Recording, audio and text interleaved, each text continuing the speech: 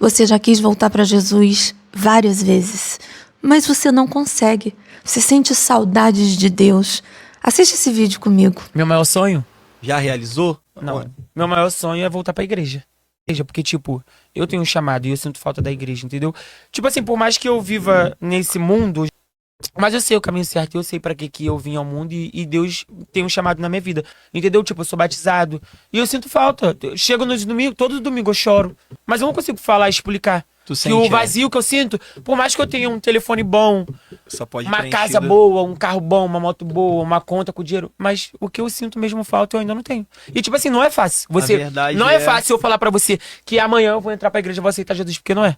Eu sei que não é. Entendeu? Não é. Se você sente saudade de Deus, esse vídeo aqui é para você. Como se reconciliar com Deus? Como voltar para a igreja, sabendo que a igreja já me causou tantos problemas? Primeira coisa, ao encontrar uma instituição, eu encontrei uma igreja, eu gostaria de visitar essa igreja, ou até você já visitou e você decidiu membrar.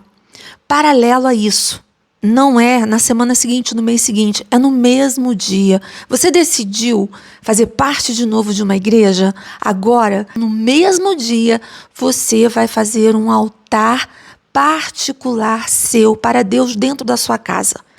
Dentro do seu quarto, eu não sei onde será. Ir somente para a instituição não é suficiente. E eu digo isso para você porque a instituição hoje é lugar de muita competição e cobiça.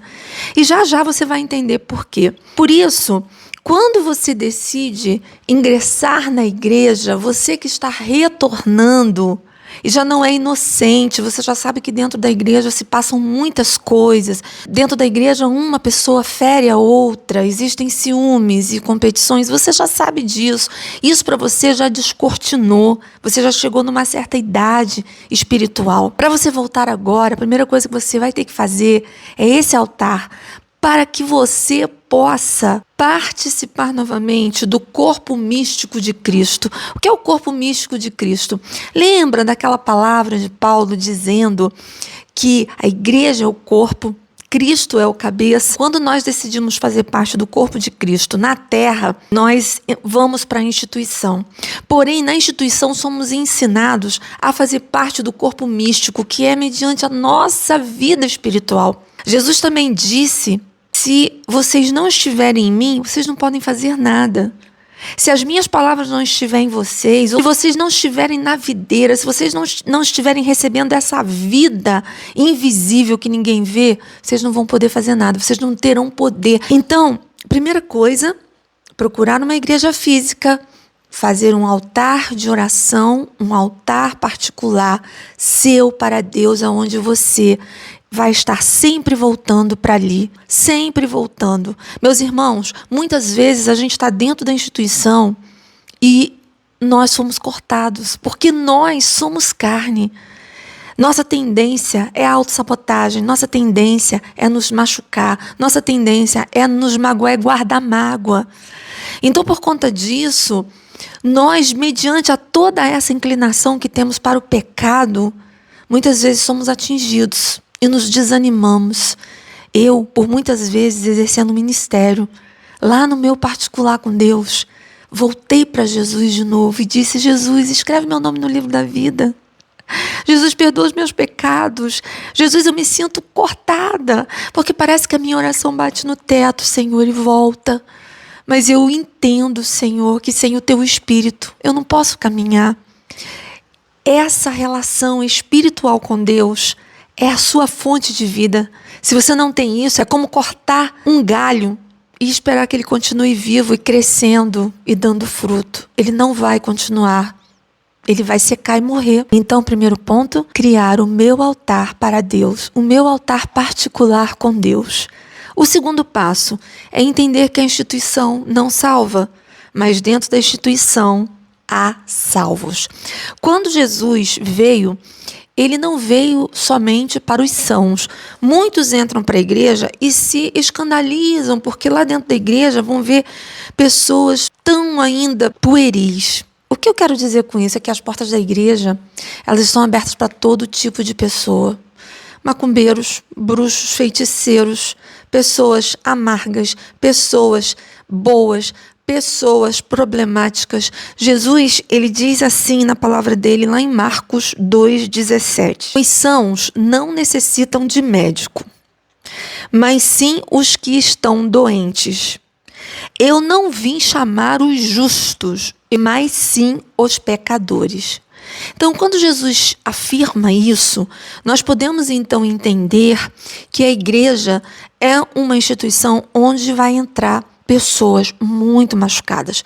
E muitas vezes, essas dores da vida vai fazer com que a pessoa, ao invés dela ser uma pessoa melhor pelo sofrimento, ela seja uma pessoa pior, porque nem sempre o sofrimento faz a pessoa ser boa. Muitas vezes o sofrimento faz uma pessoa ficar extremamente dura, extremamente difícil. Mas Jesus veio para libertar esses cativos. Jesus veio para libertar os cativos. Também é outra passagem bíblica, e eu vou ler com você agora, Lucas 4,18. O que diz aqui é a repetição de Isaías 61. O Espírito do Senhor é sobre mim, pois que me ungiu para evangelizar os pobres, enviou-me a curar os quebrantados de coração e a pregoar a liberdade aos cativos e dar a vista aos cegos e pôr em liberdade os oprimidos.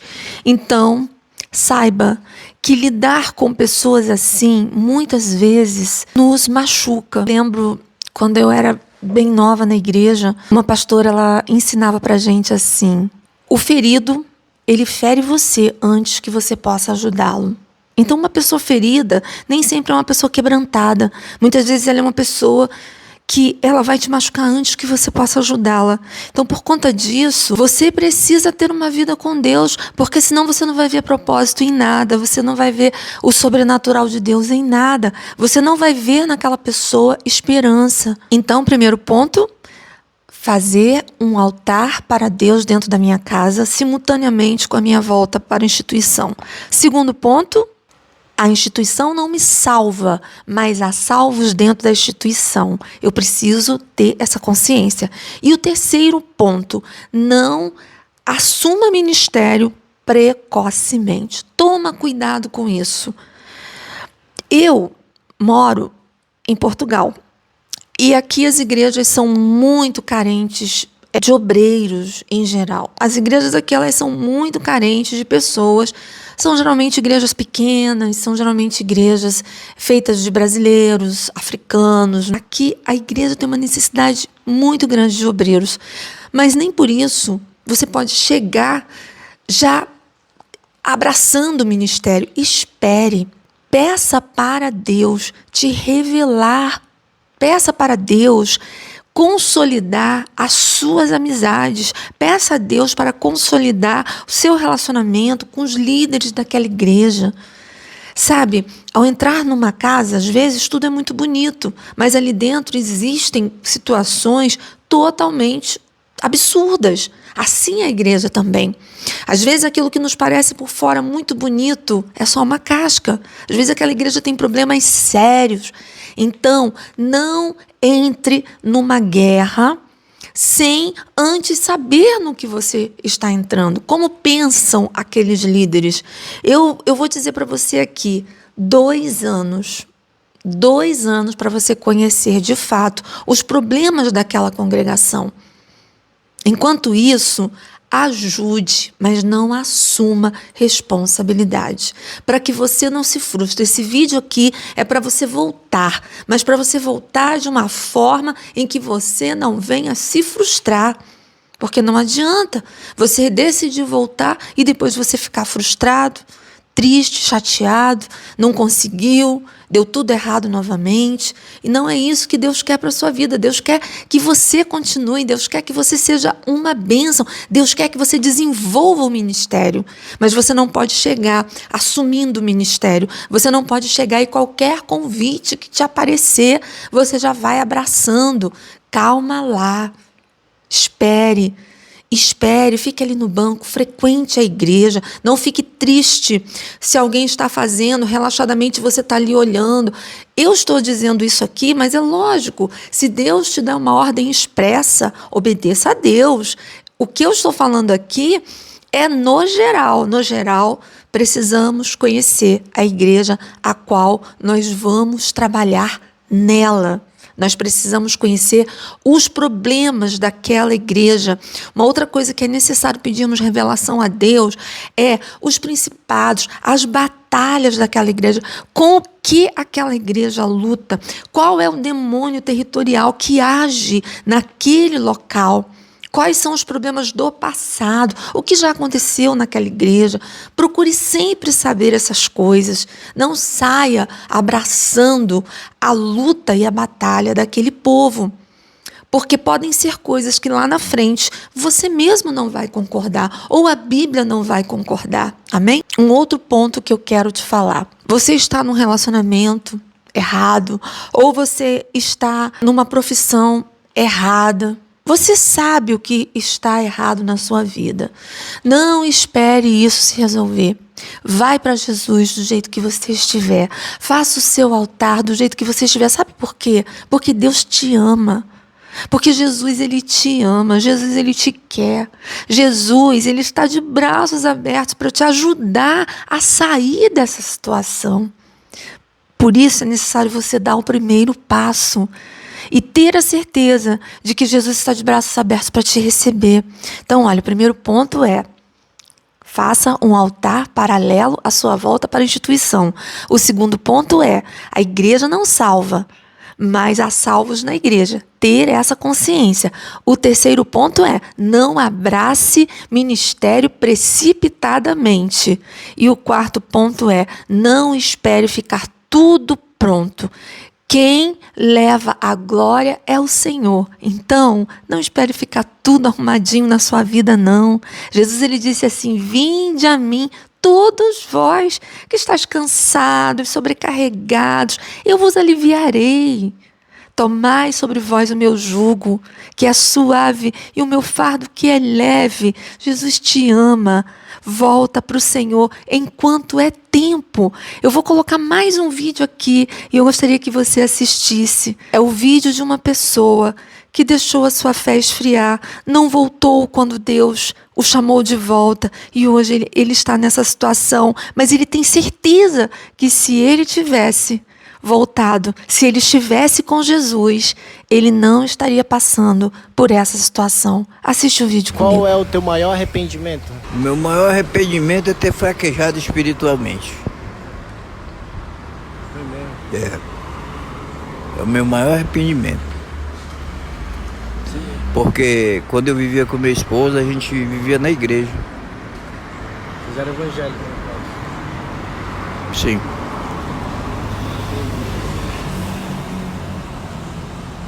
Isso aqui é uma vida que não é pra ninguém. Pra ninguém. Não desejo isso pra ninguém. Agora eu vou orar por você. Pai, aí está diante de ti, Senhor. O teu filho, a tua filha, eu não conheço, mas o Senhor conhece. Eu não sei qual lugar, Pai, onde essa pessoa se encontra, ou a situação que ela está vivendo, mas ela sente no coração dela, Senhor, um chamado tão grande, Senhor, que nesse momento ela tome uma decisão. É decisão, Senhor.